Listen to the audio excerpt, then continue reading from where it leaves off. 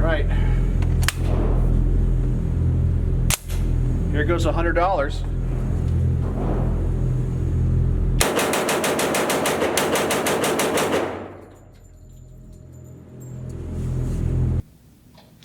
Hey everybody, it's Jason from the Texas Gun Vault, and today I'm coming to you with another range report. Or maybe it's a product review, or a product review and range report.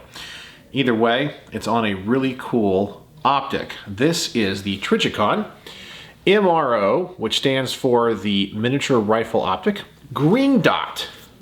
So I believe this is kind of the latest and greatest of the generation of the MRO by Trijicon, which of course is their competitor to the, I guess, the Aimpoint T1 and T2, or in the H1 and the H2. So it's not a full-sized red dot, and it's really awesome. I was really interested in it because a number of factors. Number one, it's a Trijicon. I have learned the hard way that sometimes in life you don't want to skimp out when it comes to price. The things I've discovered is soy sauce, cheese, and optics. Because trust me, if you go cheap on any of those other things, you're going to pay for it later. And that's another story for another day, I guess. But anyway, I know Trijicons can be expensive. And that's really one of the big things that prevents a lot of people from buying what I think are the big three: the EOTechs, the Aimpoints, and the Trijicons. I've always been interested in this because, as I said, it's a made in the USA product that's supposed to rival the Aimpoints. It has a better field of view, but I've seen a number of very negative reports on this. One even comes from one of the channels that I trust, In Range TV, which is kind of the sister channel to Forgotten Weapons. And I believe they were reviewing one of the early MROs that had a variable reticle where you could have either a single dot or it kind of had like the Aimpoint donut of death. And they talked about issues with it, which they seem to say that it had a slight magnification, which this is not supposed to have any magnification whatsoever. So you could have kind of a point of shift aim when you're going between, you know, if you're going to use a magnifier, if you're going between not using the optic to using the optic at kind of a point of shift aim. They complained that at the higher settings, you could actually see the light emitter inside of it. Just a number of things. They pretty much said that the build quality was outstanding, but they had a few issues with it. But I wanted to try it out for myself, and I'm sure glad that I did. I'll go ahead and spoil this for you. I'm going to get one of these. These things are pretty darn amazing. Well, this version, I guess. So this particular one has the low mount, which is the quick detach lever. And it's a Trijicon mount, so it's not the LaRue tactical version. So I'm going to get another close-up of this so you can see the quick detach mount on this. Right here, with a little lever. I do have a few issues with it, but overall, I'm very, very happy with it. So let's talk about a couple of things I've discovered mounting it here to my APC45 by Brugger and Thoman. Let's first talk about this particular mount. Now, obviously, you can get other types of mounts. There's the LaRue mounts, there's the higher mounts, the 1/3 mounts, there's this one here is the mount that I was really interested in, and I'm glad that this is the one Matt got because I wanted to mount it to a PCC, a pistol caliber carbine. When I run my AR-15s, I want a full-sized optic. I like the miniature ones for these small SBRs and pistol caliber carbines personally, because I'm not really going to be running these with a magnifier. These are going to be used for me personally for close quarters shooting.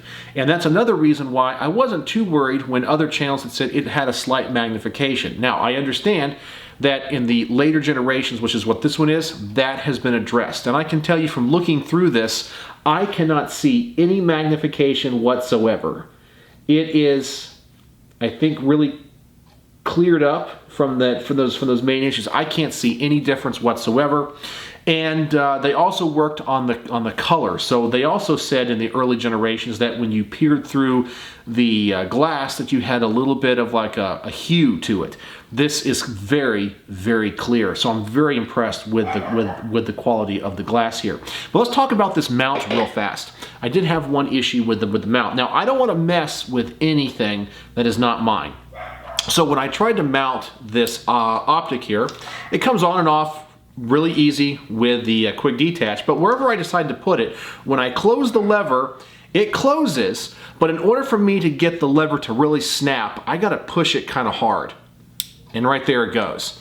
I like the fact that it's really, really tight, but if you're not aware or listening for that click, I can see where somebody's gonna put this latch on, not push it the whole way, and then it falls off when you're shooting. And I'd be really, really, really mad if that was the case and I just spent what this optic costs. Another thing that I do agree with in-range TV on are the turrets and when you adjust the position of the reticle. So when I sighted this thing in, I really like the clicks to be very tactile and pretty firm. This one you don't get it. I kind of feel like Trijicon could do a better job with the detents with those adjustments. Is that a deal breaker for me? Absolutely not. After shooting a few hundred rounds through this thing, I didn't have any issues with that. They're not gonna move. I just wish that they were a little bit more snug in there or required a little bit more energy to operate. Just because I guess if you're in the field and you're gonna have this for a prolonged period of time, you really don't want your zero to move if you get knocked or maybe something rub against them. I don't know. I just kind of wish that those had a little bit better detent. I really do like the knob on the top and how they have it set up. Being that this is a green dot and not the full kind of donut of death reticle that they call it, it has settings 1 through 6. The first couple of settings are for, I guess, very, very, very low light. 1 and 2, I can't even see the dot even when it's very dark on 1. I can kind of see it on 2. And then there's the night vision settings on the other side. Then where would usually be 3 is a dot, and that means that it would be off.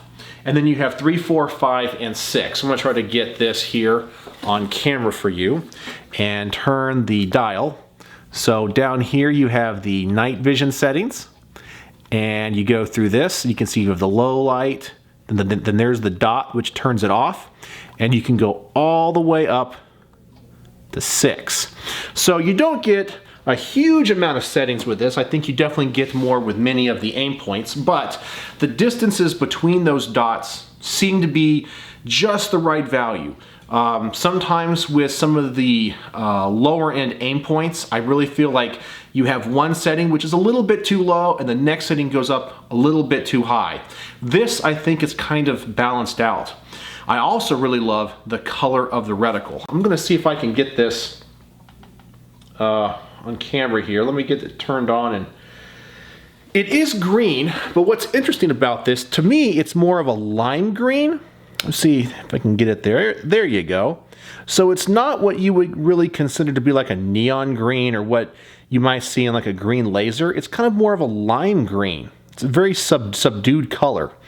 And another reason I like the green color, not only is it my favorite color, but actually it serves a purpose, because in the human perception of sight, we can see more shades of green than any other color because it falls right in the middle of the visible light spectrum for us. A lot of times the reason companies use red diodes and lasers is because it requires less energy. That's on the lower end energy-wise of what the human eye can see, and why you never ever see any other color, especially blue, because the difference in the energy requirement to go from red to green is a lot, and it'd be even more to go from green to a higher energy color like blue. But green, you're going to lose a lot of battery life on this, where like on an aim point you can set it and forget it, you know, for like 8 years and some of their models. This one you're not going to be able to do that. I don't have the exact numbers offhand, but I want to say it's 1 year to 2 years on some of the lower settings, because green requires so much more battery life and energy just to maintain that color because of the higher spectrum of light. That doesn't bother me at all, because I'm one of these guys that always turns off my optic when I'm not shooting. I know some guys like to turn their red dots on, or in this case a green dot, and just, as I said, just leave it and it's ready to go. I always just turn mine off. I'm not worried about them losing zero, and if I'm getting my rifle anyway, or my PCC in this case, I want to get it out of the safe and, you know, get it ready. I'm going to turn the optic on anyway. That's not an extra step that I'm too worried about, but that's just me personally. Now, one of the issues people have also said about the Trijicons which I think is kind of unfair because they're blaming the device and not our eyes. And that is the shape of the dot. This is supposed to be a 2 MOA dot. In my use of this, I definitely think the dot's a little bit bigger than a 2 MOA. So you kind of have like a little bit of spill over from the dot. But also, people have complained that with this particular sight, you get a little bit of a comma or a sometimes even people say it looks like it's 2 dots or like a little like small cluster of stars. And that's not necessarily the dot's fault. In fact, I watched a video on aim points by Vickers Tactical where he went over to Switzerland and he built his own aim point. And he was even talking about how nobody can actually see a true red dot as a pure circle. It has to do with the way that our eyes filter light and process that light. You'll always get a little bit of a tail or like a little falling off either in one direction. For me, when I look at my aim points, it kind of goes off a little bit to the left, but it's a very, very, very small tail. Now, maybe because of the color spectrum, the tail and the dot itself on the Trijicon is going to be a little bit bigger. And I kind of drew a little diagram here of what I see only when the dot is set to the highest setting. Now for me, and I do think that Matt said he also saw this as well. So this is what I see here. I'm going to show you if I can get this in camera focus here. So the center dot here is the main dot.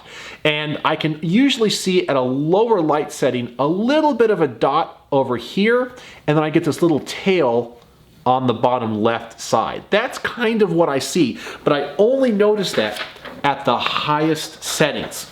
At the lower settings, where I would do most of my shooting and where I reviewed this at the range, I don't even notice it at all. Now, I think that that would be probably a detriment to this particular optic if you're going to use it for shooting longer distances. But that's not the application that I was interested in this for. As I said, I'm looking for an optic for pistol caliber carbines. In fact, I'm looking for an optic specifically for this particular B&T because I can't stand these little chintzy backup iron sights that they give you. The Pro version of the APC gets rid of those, but this is the first generation of them.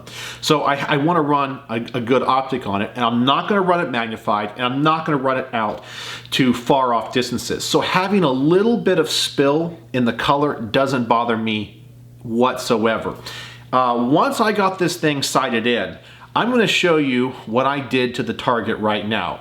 Okay, so I've brought in a little picture here, and as you can see, this thing chewed away a gigantic hole in the center of this target. And that was at, I believe it was at 20 yards. And that's just as I just basically sighted it in. So having that little bit of spill in that or the reticle didn't bother me whatsoever, and I can easily put it on target. So if that's going to be an issue, definitely try one of these out, get a chance to handle one before you buy it. For me, it's not a big deal at all. But that's it. So, I mean, besides the little bit of the latch on the quick detach lever, and as I said, this is the Trijicon quick detach low mount, which you can get it with the other other options, which might fix that. But I like to get the Trijicon mounts personally. I like to buy the mounts that are made by the companies that make the optics. I like so much about this, and many of the cons that people have said about this particular model, I think they fixed in this latest generation, or they don't bother me whatsoever. So this is a really, really cool optic. I would definitely recommend, if you have the budget for it, and like a Trijicons, and specifically are looking for an optic for pistol caliber carbines such as the B&T APC or other high-end things like, you know, Scorpions or the like, I think this is a fantastic close quarters combat dot that I think would serve you really, really well. I don't think this would be a fantastic one for a rifle like an AR-10 or anything that you're going to go out long range with. I can definitely see the issues that people talk about when it comes to the dot. Oh yeah, the other thing that I did not see that other people had complained about is that at the higher settings you can see a little bit of the reflection of the light emitter or the diode. I can't see that at all. Maybe if it is extremely dark and I turned out all the lights and I turned it up to a pretty powerful setting, I could see it, but I would never use the optic that way because the setting would be so high under such low light conditions, it would just be too bright to use for me personally. So as I said, all of the complaints that people have had about this, I don't have whatsoever. And in fact, to tell you the kind of endorsement I'm going to give, I am going to start looking for one of these for this particular gun. I hate to give this one back to Matt, but I know he's looking forward to getting it back. But I'm going to buy one of these myself with this exact mount, this exact model. And so what comes with this? Well, what's really cool about Trijicon is they do package their products really nice. You get this like little, it's not a Pelican case, but just this little plastic box or anything. You get all of the information when it comes to the serial numbers and just the 2 MOA Green Dot and all that kind of stuff. And if you open the box, you simply get the dot itself, and it's a foam pad, and if you go under the foam, you get your little bag. You got your owner's manual. I believe you got like a little cleaning rag. I think you got some swag in there and some other promotional material. You don't really get a lot with this, which you wouldn't expect. You just buying the optic, but they package it really nice. And for the price you pay for one of these things, you would kind of expect it to be packaged nice like this. So there you go. So that is my range report and review of the Trijicon MRO Green Dot. I guess it's the latest generation, and I am going to have to get me one of these. So I'll probably make a video about that when I do. So it has a few shortcomings that I definitely think they could address, but for me, it's worth every penny. This thing was awesome, and once I got this thing sighted in, it was awesome. My wife loved it as well. I think I rolled in some video footage of her in the beginning of this report with her shooting it. She loves rifle or red dot optics, or in this case, a green dot optic. It's definitely a force multiplier and something that as I get older, I really, really appreciate. So there you go. So there's my thoughts, a range report and review of the Trijicon MRO 2 MOA Green Dot. So let me know if you have any questions, and do you got one of these or do you want one of these? So as always, thanks for watching.